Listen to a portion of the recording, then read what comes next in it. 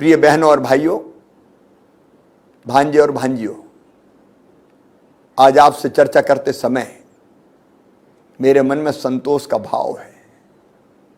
पिछले 2 महीनों में हम सब ने मिलकर कोरोना के खिलाफ एक भयानक युद्ध लड़ा है। ये 2 माह मेरे जीवन का सबसे भयानक दौर था। कोरोना से इस युद्ध में हमने नुकसान भी बहुत उठाया है, कई अपनों को खोया है, जख्म गहरे हैं, दर्द बड़ा है। कल ही मैंने उन बेटे बेटियों के खाते में जिन्होंने अपनी माता और पिता दोनों को खो दिया था, पेंशन की राशि डाली है। उन बच्चों का हम सदैव ख्याल रखेंगे। लेकिन आज मैं ये कह सकता हूं कि आप सबसे मिलके अब कोरोना संक्रमण से लड़ाई जीतने के कगार पर हम पहुंच गए। उस लड़ाई में आप सबका सहयोग मिला, जनता का साथ मिला, समाज के हर वर्ग ने सहयोग किया।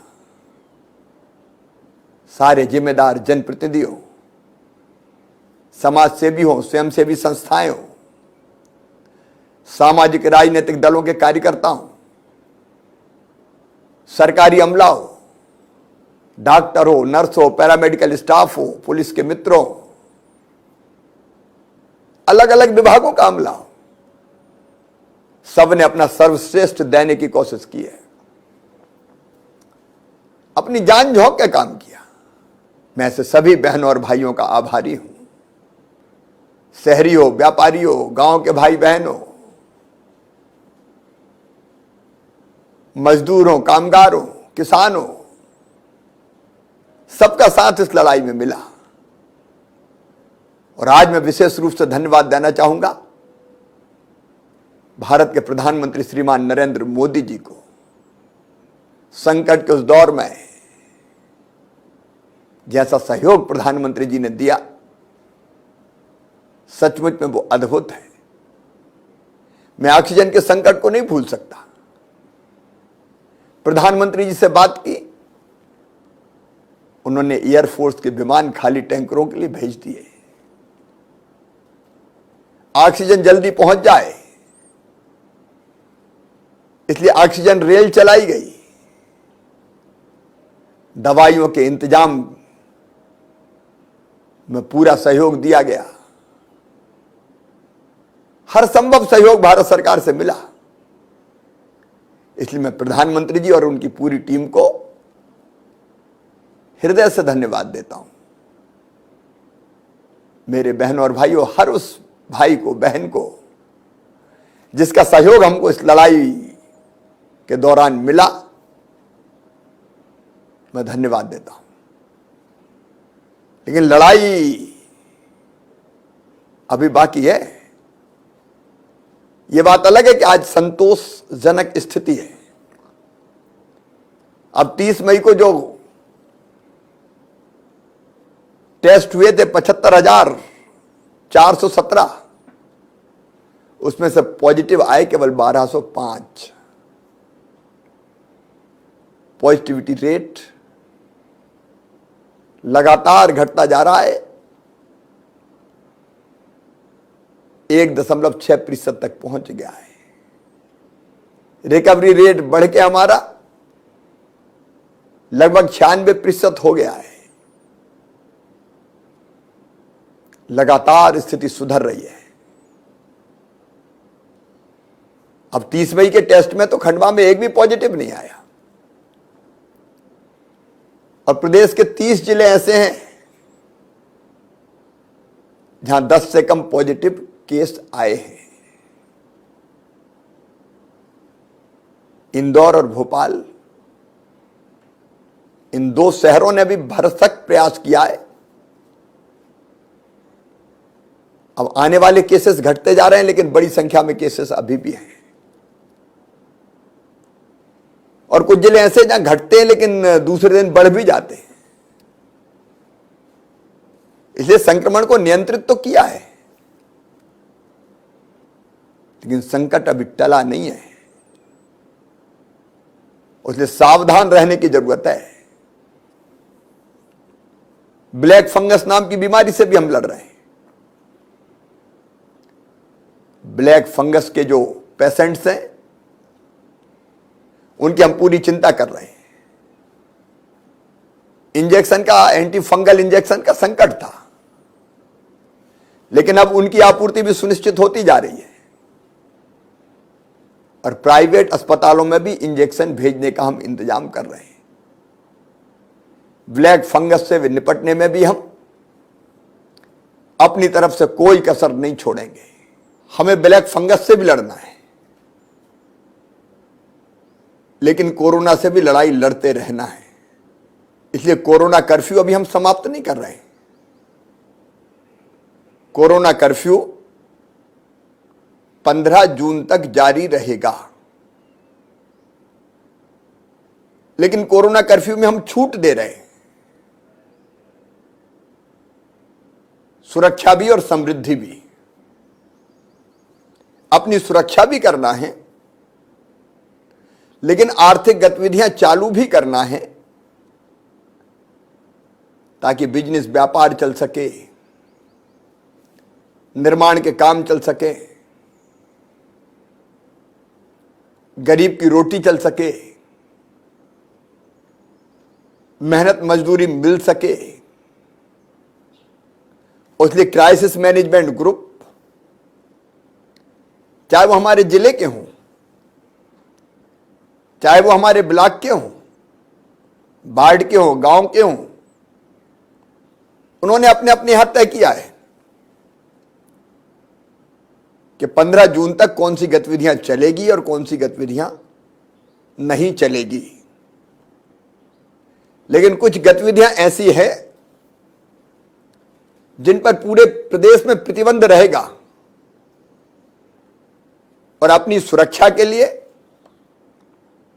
संक्रमण को रोकने के लिए वो पाबंदियां जरूरी है। सभी सामाजिक, राजनीतिक, धार्मिक आयोजनों पर प्रतिबंध रहेगा। खेल की गतिविधियां, मनोरंजन, शैक्षणिक सांस्कृतिक गतिविधियां, मेले इत्यादि पूरी तरह से प्रतिबंधित रहेंगे। स्कूल, कॉलेज, कोचिंग संस्थान ये भी बंद रहेंगे। सिनेमाघर, शॉपिंग मॉल्स, व्यायामशाला, gym, swimming pool, theatre, picnic spot, bar, auditorium, सभागृह, ये सभी बंद रहेंगे। अत्यावश्यक सेवाएं देने वाले कार्यालय के अतिरिक्त शेष कार्यालय 100% अधिकारी और केवल 50% कर्मचारियों के साथ संचालित हो सकेंगे। सभी धार्मिक और पूजा स्थल एक समय में उनमें 4 से अधिक भाई बहन नहीं जाएंगे, ताकि पूजा हो सके लेकिन भीड़ ना लगे। अंतिम संस्कार में अधिकतम 10 लोग सम्मिलित होंगे। मृत्यु भोज में भी 10 लोग ही सम्मिलित हो सकेंगे। विवाह में दोनों पक्षों के मिला के 20 लोग सम्मिलित हो सकेंगे।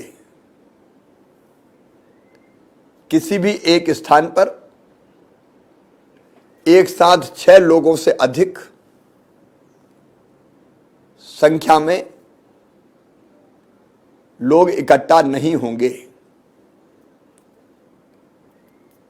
पूरे प्रदेश में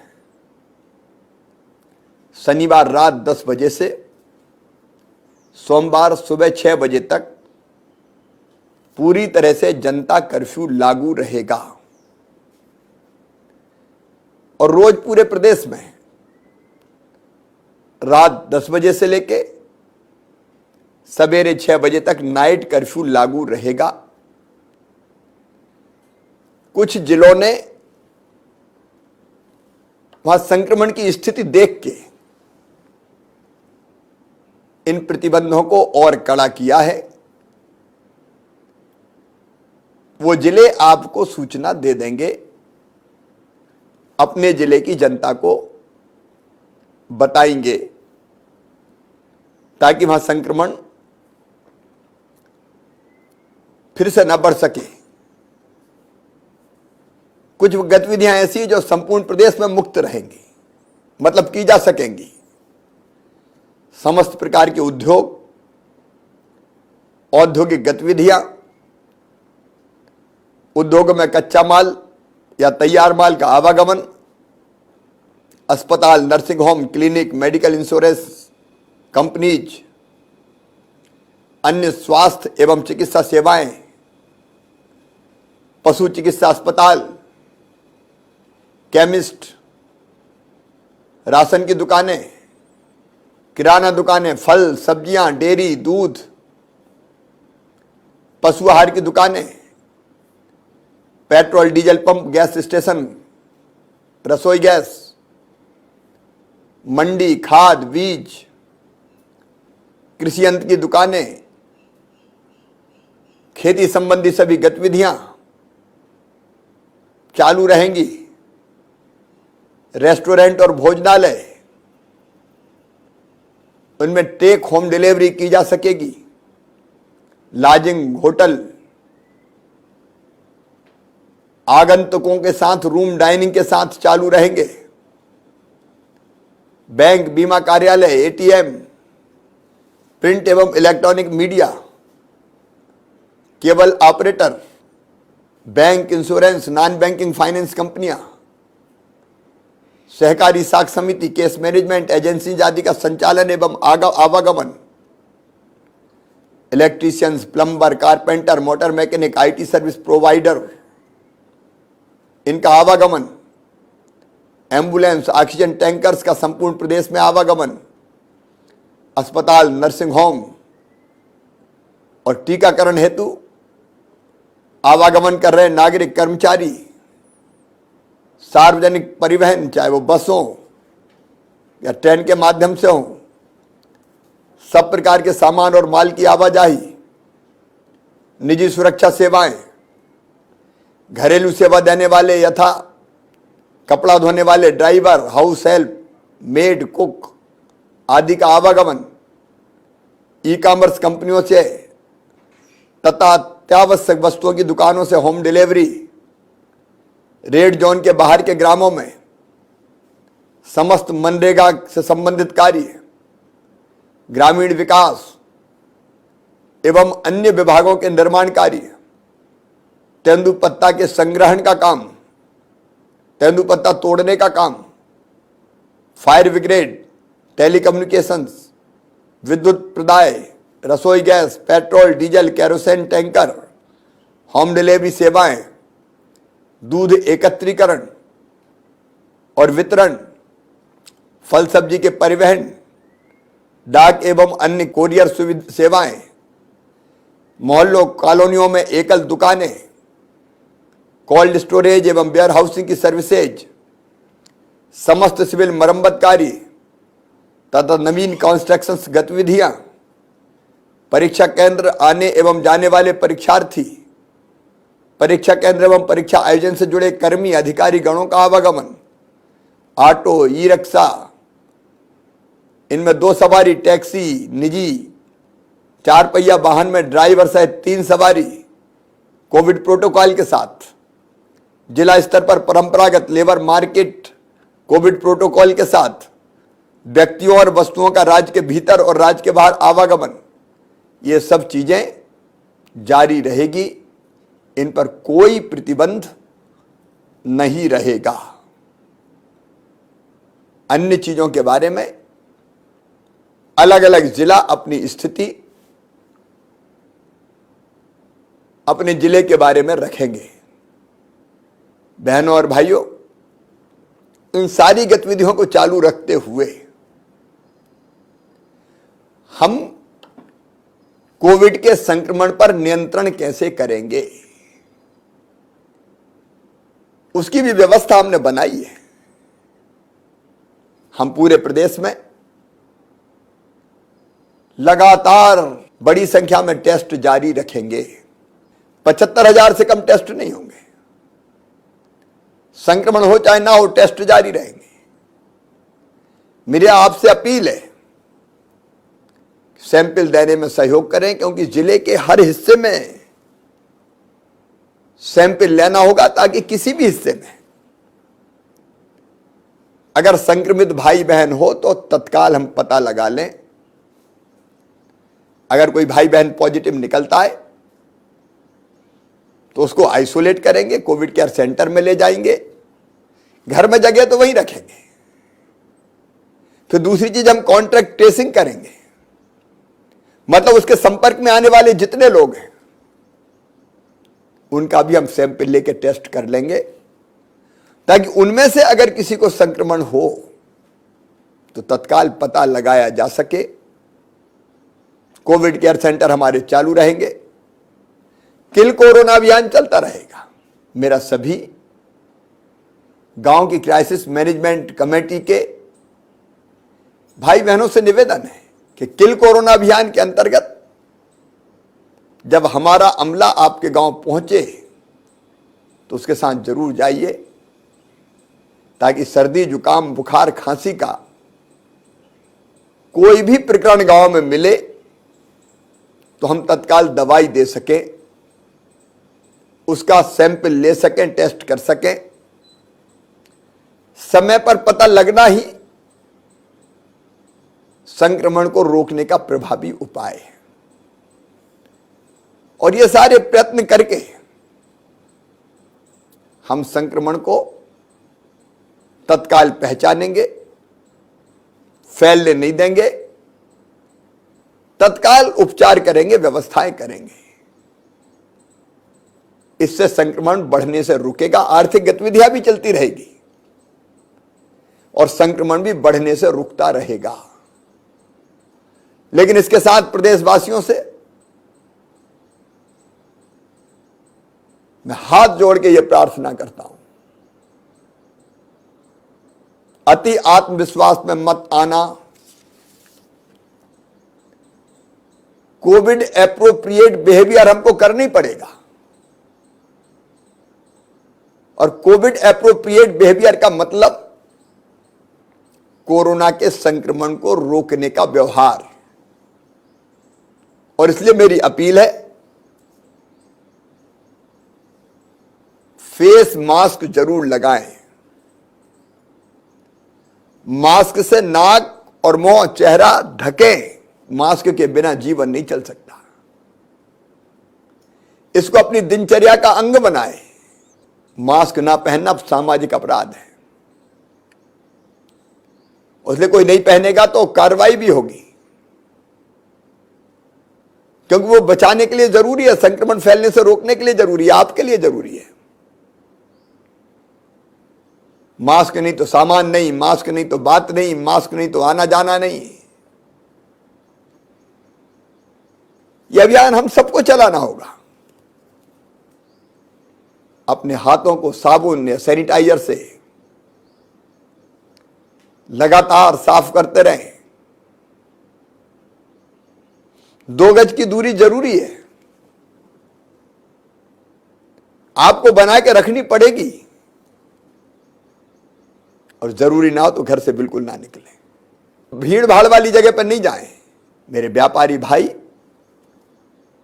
दुकानदार, आपके लिए कुछ नियम बनाए जा रहे हैं, उनका पालन करें। दुकान के सामने गोले बनाए ताकि आने वाले ग्राहक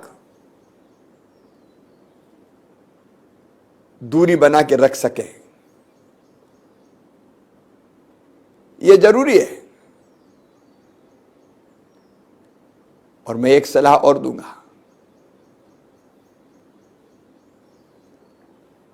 सवेरे हो सके तो पैदल जरूर घूमें, व्यायाम जरूर करें। इम्यूनिटी बढ़ाने का, अपने आप को निरोग रखने का योग तरीका है।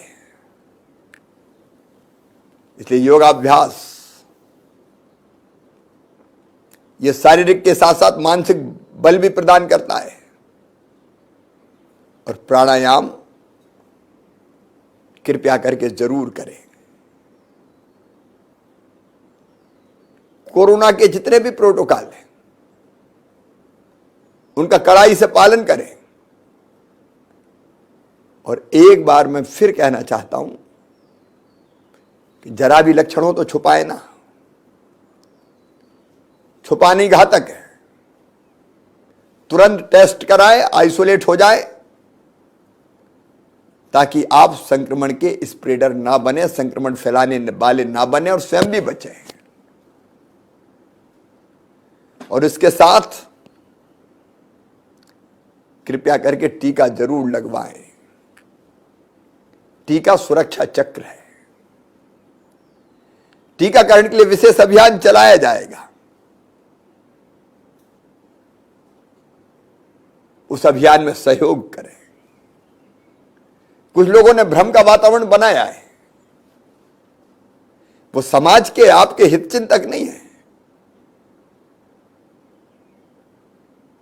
और इसलिए आप भी टीका लगवाएं। आपके गांव में भी क्राइसिस मैनेजमेंट कमेटी, वार्ड में, शहर में प्रेरित करें टीकाकरण के लिए। मैं बच्चों के लिए फिर अलग से बात करूंगा। उनकी परीक्षाएं, उनकी शिक्षा, उसके लिए मंत्रियों के एक समूह बनाया है। उसकी क्या व्यवस्था होगी, इसके बारे में जल्दी मैं चर्चा करूंगा। यह तीसरी लहर की बात हो रही है। तीसरी लहर क्या है? तीसरी लहर कुछ नहीं, हमारी लापरवाही और असावधानी। यह तीसरी लहर को जल्दी जन्म दे देगी। और लापरवाही का मतलब क्या है? हम कोविड एप्रोप्रिएट बिहेवियर का पालन ना करें तो एक भी संक्रमित होगा वो 10 को संक्रमित करेगा, 10 100 को करेंगे, 100 1000 को करेंगे। और संक्रमित अगर घूमते रहे तो फिर विस्फोट हो जाएगा। इसलिए तीसरी लहर से बचने में हमें भी बहुत महत्वपूर्ण योगदान देना है। आवश्यक तैयारी हम सब करेंगे। अस्पताल में ऑक्सीजन बेड, आईसीयू बेड, बच्चों के पार्ट, उस पर समानांतर रूप से हम काम कर रहे हैं।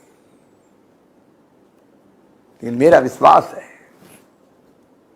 कि हम आत्मानुशासन, आत्मसंयम रखेंगे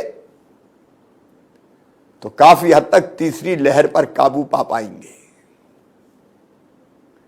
आखिर कब तक संक्रमण फैलने के बाद हम बंद करेंगे गांव शहर को? इसलिए आइए ऐसी जीवन शैली अपनाएं, वायरस संक्रमण फैला भी ना पाए, क्योंकि उसके साथ ही जीना, वायरस तो अभी रहेगा, काम धंधा भी चले और संक्रमण को भी नियंत्रित करते रहे। और फिर कहना चाहता हूं, ये जवाबदारी अकेले मुख्यमंत्री की नहीं है। मैं कोई कसर नहीं छोड़ूंगा, दिनों रात एक करता रहूंगा। लेकिन आपको साथ देना पड़ेगा जैसा अभी साथ दिया है। मिलकर काम करेंगे, निश्चित तौर पर हम मिलकर लड़े। क्या काम किया गांव वालों ने, शहर वालों ने, आमजन ने,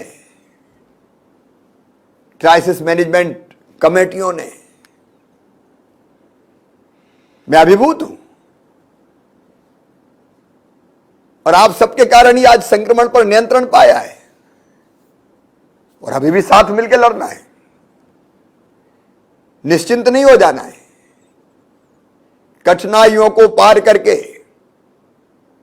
विजय तो हमने पाई है, पर सावधान रहना होगा, अभी आगे लंबी लड़ाई है। मेरे बहनों और भाइयों, हम सावधान रह के काम करते रहें तो दुनिया भी हम चलाते रहेंगे और संक्रमण को भी हम काबू में रखेंगे। आइए बहनों और भाइयों, जिंदगी अनलॉक करें, कोरोना को लॉक करें।